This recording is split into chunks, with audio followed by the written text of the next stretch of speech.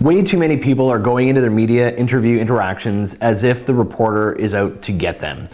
They think it's Watergate. They think that there's some conspiracy, that the reporters are out to make you look bad, to trick you, to trap you, to misquote you, to take you out of context, which is my favorite complaint that people have. On the whole, the vast majority of cases, reporters are not out to get you. We go in from a very defensive standpoint, and that's a losing way to enter any interaction, but especially a media interaction, because if you're on defense and if you're kind of waiting and you're flinching, you're not going to be at your best. The equally important thing, maybe even the more important thing to understand though, is they're not out to help you. They're not out to promote you, because I find that people will often fall into one of two camps. Either they're in the paranoid, they're out to get me, which I think negatively impacts your coverage and the process, and it just makes it not fun.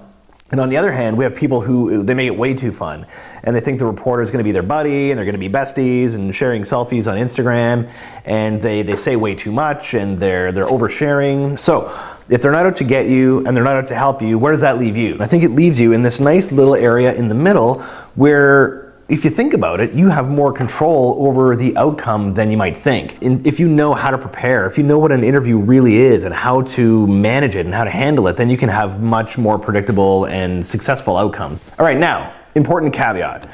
If you are trying to be weasel, are they out to get you? Yes, of course, then they're out to get you because you've broken the contract, you've broken the covenant, you're doing bad things. This is obviously the minority of companies, and good, because that's why reporters are there. That's why we have them there, to keep politicians and companies and other organizations in check. Whether it's positive news, negative news, when you get into those media interactions, I want you to understand that they're not out to make you look bad right out of the gate.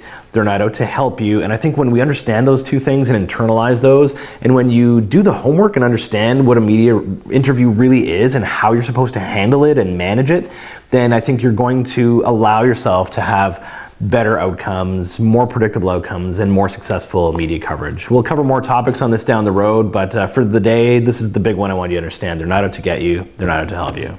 Thanks for watching. Put your nasty comments below or your thumbs up. Thanks. I am interested to see what you think about this.